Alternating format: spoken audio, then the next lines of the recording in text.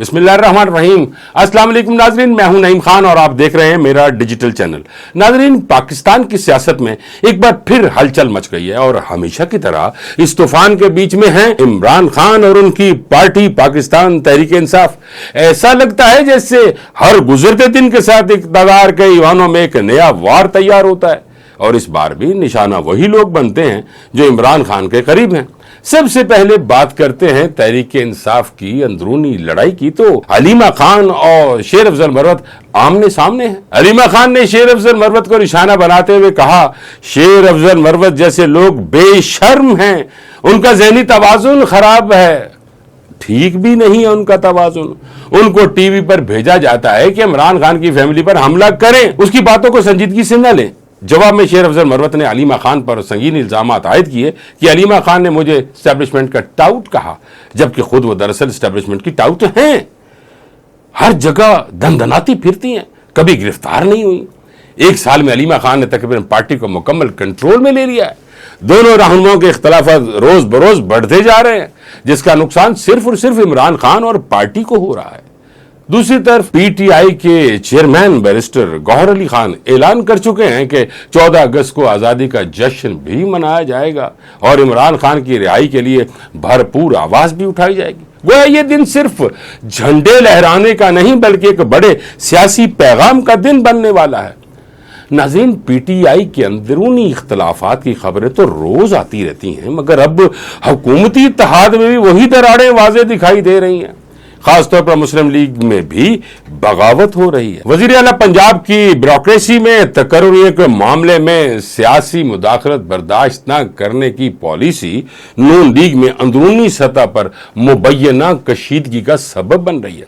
वजीर इसलिए नाखुश थे कि उनके सियासी गढ़ के एक अहम ओहदेदार को हटाने से पहले उनसे मुशावरत नहीं की गई। वजीर आला पंजाब के करीबी जरिए का कहना था कि कुछ लोगों के लिए सियासी लिहाज से ये सूरत हाल मुश्किल हो सकती है, लेकिन वजीर आला पहले ही वाज़ेह कर चुकी हैं कि वो समझौता करने की बजाय मुस्ताफी होना पसंद करेंगी। दूसरी जानिब ख्वाजा आसिफ भी इस्तीफा की धमकी दे चुके हैं। ये इख्तलाफात मामूली नहीं बल्कि इख्तदार के ईवानों में बढ़ती हुई दरारों का इशारा है। दो ख्वाजे मुस्लिम लीग नून के लिए मसाइल का सबब बन रहे हैं। मुस्लिम लीग नून के सीनियर रहनुमा साबिक वफाकी वजीर ख्वाजा साद रफीक का साफ और दो टोक इनकार इस बात का वाज़ेह इशारा है कि हालात ठीक नहीं है। बज़ाहिर उन्होंने कहा कि कारकुनों और रहनुमाओं के पैगामात अपनी जगह, मगर यह मुकाबला मकामी उम्मीदवारान का हक है और बाज नागुज़ीर सियासी वजूहात की बुनियाद पर वो मैदान में नहीं उतरना चाहते। नाज़रीन, अब सवाल यह है कि ये नागुज़ीर वजूहात आखिर हैं क्या? क्या ये सिर्फ एक जाती फैसला है या फिर हुकूमत के अंदर वही फूट जिसका इल्जाम हमेशा अपोजिशन पर लगाया जाता था अब खुद हुकूमती जमातों के बीच में सर उठा रही है? दूसरी जानिब वजीर दिफा ख्वाजा आसिफ ब्यूरोक्रेसी के हवाले से पुर्तगाल की शहरियत और यहाँ होने वाली जायदादों की खरीदो फरोख्त की ट्वीट करके खुद तो खामोश हो गए, लेकिन ये बहुत सारे अफराद के लिए खतरे की घंटी बनता जा रहा है और हुकूमती सियासी और इंतजामी हलकों में इस हवाले से चेमगोइयां और सिलसिले जारी हैं कि आखिर कौन है जो पुर्तगाल की शहरियत ले रहे हैं। क्या वजह है कि पाकिस्तानी शराफिया जिनकी यहां भी हैसियत है तो वो आखिर यहां से क्यों कर कूच करना चाहते हैं। अफसोसनाक अमर यह है कि जब भी करप्शन और लूटमार के खिलाफ इकदाम होते नजर आते हैं तो इससे इस रुझान में तो कमी नजर नहीं आती, लेकिन करप्शन के रेट बढ़ जाते हैं। बावसूख जराइक ने दावा किया है कि सियालकोट के एडिशनल डिप्टी कमिश्नर रेवेन्यू की गिरफ्तारी में अहम पेशरफ्त सामने आई है। मुबैना तौर पर ख्वाजा आसिफ के हिमायती अफसर के लाहौर वाले घर में खड़ी गाड़ी से रेड में 13 करोड़ रुपए की कैश बरामद हुआ, जिसकी वजह से ख्वाजा आसिफ ज्यादा परेशान। सीनियर सहाफी नजम सेठी ने वफाकी वजीर दिफा ख्वाजा आसिफ की ब्यूरोक्रेसी से मुताल्लिक ट्वीट्स और फिर इस्तीफा की खबरों की हकीकत बयान करते हुए बड़े इंकशाफात कर दिए हैं। नजम सेठी ने कहा कि ख्वाजा आसिफ के एक दोस्त हैं, वो एक जमाने में रिटर्निंग ऑफिसर थे। ख्वाजा साहब पर उनका कर्ज है, उठाना है, वो ADCR हैं। सियालकोट में एक प्रॉपर्टी पर एक तनाज़ा चल रहा है जिसमें एक कंपनी है, कुछ भाई हैं, वो कारोबार भी करते हैं, वो ज़मीन उनकी है। ख्वाजा साहब चाहते थे कि वो ज़मीन उनको दे दी जाए, मसला बना हुआ था। ADCR ने जाकर उन पर ठाप लगा दी कि अब आपको करना पड़ेगा। वो केसेस बनाकर ADCR को पकड़ कर ले गए। ख्वाजा साहब ने कहा, ये क्या हो गया, پھر خواجہ صاحب نے دھمکیاں دینی شروع کر دی کہ اسے ریلیز کریں. لوگوں کے اپنے بھی تعلقات ہوتے ہیں, اس کمپنی کے بھی بیوروکریٹس کے ساتھ تعلقات تھے. انہوں نے ہاتھ پیر مارے اور بندے کو اٹھوا لیا. کیس ان کا مضبوط ہے.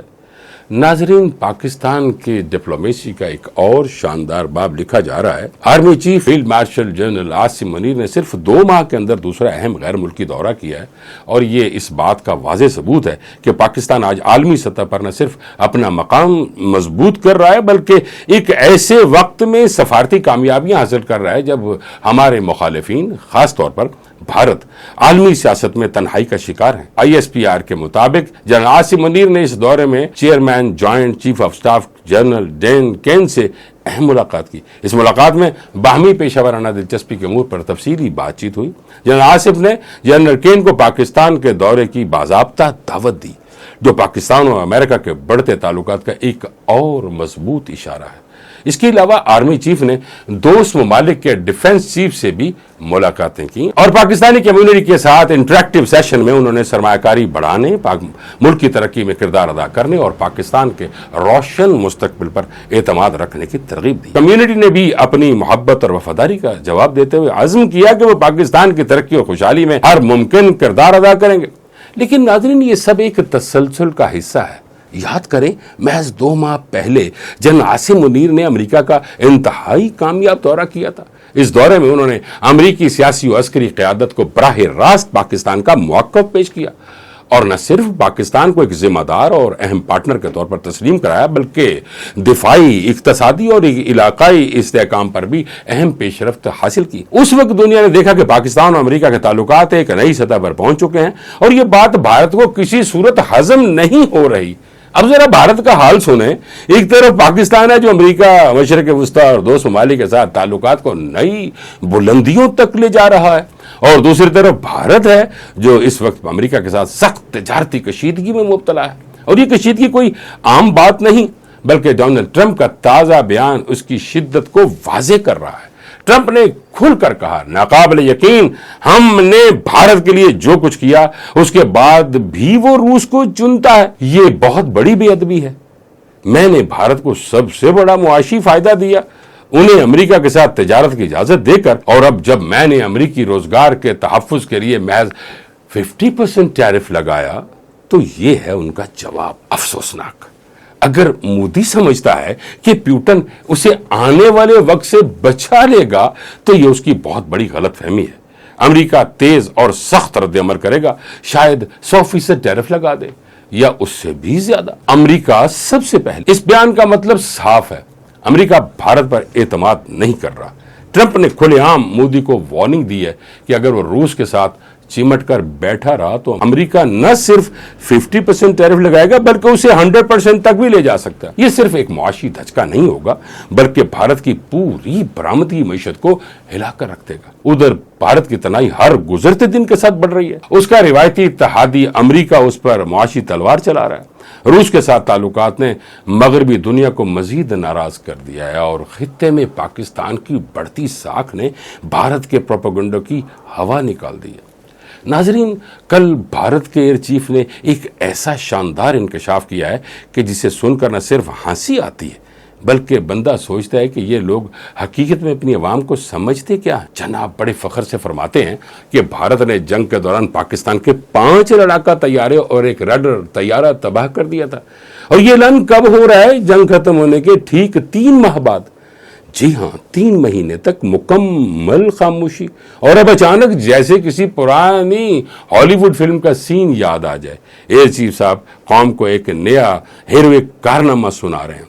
یعنی پہلے 3 مہینے تو خود بھی کنفیوز رہے کہ ایک ہی ہوا ہے, ایک کیوں ہوا ہے, اور جب پوری دنیا حقیقت جان چکی تب جا کر انہوں نے اپنی عوام کو ایک فیری ٹیل سنا دی. اصل میں یہ بیان بھارت کے عوام کا حوصلہ بڑھانے کی بجائے عالمی سطح پر ایک لطیفہ بن چکا ہے, کیونکہ حقیقت سب کے سامنے ہے. پاکستان نے جنگ کے پہلے دن بین الاقوامی میڈیا کو ڈیٹیل تکنیکی بریفنگز دی تھیں. تصاویر, ویڈیوز اور ریکارڈنگ کے ساتھ غیر جانبدار مبصرین کو گراؤنڈ پر لے جا کر دکھایا گیا, اور غیر ملکی انٹیلیجنس رپورٹس نے بھی تصدیق کی کہ بھارت کے متعدد طیارے بشمول مہنگے طیارے یعنی مہنگے ترین رافیلز تباہ ہو چکے ہیں. यही नहीं, कुछ आलमी रहनुमा और खुद भारतीय सियासतदान भी इस हकीकत का एतराफ कर चुके हैं। लेकिन भारत की क़यादत ने 3 माह बाद एक नया ड्रामा रचाया और क्या कि जनाब एंज हो गया जे। और ये ड्रामा इतना कमजोर है कि अगर इस पर फिल्म बनाई जाए तो शायद खुद इंडिया के नाजरीन भी कह दें यार ये तो बहुत ओवर एक्टिंग है, यानी जिन्हों पंजाबी कहते नहीं होया की हो गया होया तो ड्रामा है। इससे बेहतर कहानी तो टीवी सीरियल में की जाती है। वजीर दिफा ख्वाजा आसिफ ने भी खूब चोट की कि यह मोदी सरकार की जली राख हो चुकी सियासत को दोबारा जिंदा करने की नाकाम कोशिश है। मोदी इस वक्त मुल्क के अंदर भी टके टोकरी हो चुके हैं, आलमी सतह पर भी उनकी कोई संजीदगी बाकी नहीं रही। अब ऐसे बयान देकर वो अपनी रही सही इज्जत भी खाक में मिला रहे हैं। नाज़रीन, असल बात यह है कि अगर भारत में इतनी हिम्मत है तो दोनों ममालिक के जंगी तैयारों के मौजूदा स्क्वाड्रन्स की आजादाना तस्दीक करवा लें, तब पता चल जाएगा कि किसके कितने तैयारे आसमान पर हैं और कितने मट्टी में दफन हो चुके हैं। यानी सारे, वो फिल्म थी ना जी सितारे जमीन पर, ये वही हाल हो गया। लेकिन हम सब ये जानते हैं कि भारत ये कभी नहीं करेगा, क्योंकि एक बार सच खुल गया तो उनके झूठ का मलबा उन्हीं के सर पर गिरेगा। तो जनाब, ये है भारतीय एयर चीफ की याददाश्त की कहानी। 3 महीने बाद अचानक याद आने वाली एक फिल्मी फतह जो हकीकत में सिर्फ एक कागजी बयानिया है। दुनिया उस पर हंस रही है, पाकिस्तान हकायक के साथ सर उठाकर खड़ा है और भारत एक बार फिर अपनी ही फिल्मी स्क्रिप्ट में फंस कर रह गया, क्योंकि भारत कमाता ही फिल्मों से है। क्योंकि जब सच और झूठ में इतना फासला हो तो झूठ चाहे जितना भी पॉलिश किया जाए आखिरकार सच की रोशनी में मांद ही पड़ जाता है। नाज़रीन, अब बात करते हैं कि सिर्फ 2 दिन पहले इसराइल की वॉर काबीना ने एक ऐसा फैसला किया जिसने दुनिया भर में हलचल मचा दी। इसराइली वजीर आज़म नेतन्याहू ने अपनी सिक्योरिटी काबीना से गजा पर अस्करी कब्जे की तजवीज पेश की और यह तजवीज मंजूर भी हो गई। ये वही गजा है जो पहले ही पिछले कई महीनों से मुसलसल बमबारी, मुहासरे और बुनियादी सहूलतों की शदीद किल्लत का शिकार है। नाज़रीन, अब सवाल यह है, एक ऐसी जगह जहां बच्चे भूख से मर रहे हैं, अस्पताल वीरान हो चुके हैं, पीने का पानी तक मुयस्सर नहीं, वहां मजीद फौजी कब्जे का मतलब क्या है? ये सीधा सीधा बैनुल-अक़वामी क़वानीन और इंसानी हुकूक़ की खिलाफ वर्जी है। इस फैसले के बाद आलमी बरादरी खामोश नहीं रही। अक़वाम मुत्तहिदा के नुमाइंदों से लेकर यूरोप, एशिया और लातीनी अमेरिका के कई ममालिक ने इसराइल के इस इक़दाम की शदीद मज़म्मत की। उन्होंने कहा कि गजा पर कब्जे का मतलब है कि न सिर्फ जंग तूल पकड़ जाएगी बल्कि फ़लस्तीनी अवाम की नस्ल कुशी तेज हो जाएगी। नाज़रीन, अब आते हैं सबसे दिलचस्प पहलू पर। यह सिर्फ बाहर से तनकीद नहीं हो रही बल्कि इसराइल के अंदर से भी नेतन्याहू के खिलाफ आवाजें बुलंद हो रही हैं। ताज़ा तरीन मिसाल इसराइली वजीर खजाना स्मोट्रोच का बयान है, जिन्होंने साफ अल्फाज में सिक्योरिटी काबीना के इजलास में कहा कि उन्हें यकीन नहीं है कि नेतन्याहू इसराइली फौज को फैसला कुन फतह की तरफ ले जा सकते हैं। स्मोट्रोच ने यहां तक धमकी दी कि अगर ये पॉलिसी जारी रही तो वो हुकूमत गिरा देंगे और नए इंतखाबात कराएंगे। ये कोई झूठा बयान नहीं, ये इसराइली सियासी निज़ाम के अंदर एक बड़ी दरार की निशानी है।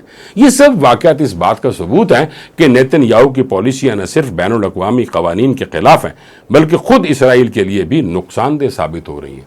इनका गजा पर कब्जे का मंसूबा दरअसल इंसानी हुकूक़ की खुली खिलाफ वर्जी है जो फ़लस्तीनी अवाम कभी भी कबूल नहीं करेंगे। दुनिया ये देख रही है कि किस तरह इसराइल जदीद हथियार और मुकम्मल ताकत के बावजूद एक छोटे से महसूर इलाके को मुकम्मल तौर पर काबू में लेने में नाकाम हो रहा है, क्योंकि वहां के लोग अपनी आज़ादी और वकार के लिए खड़े हैं। नाज़रीन, आज तक के लिए इतना ही, फिर हाजिर होंगे एक नए व्लॉग के साथ। तब तक के लिए इजाज़त दीजिए। अल्लाह निगहबान।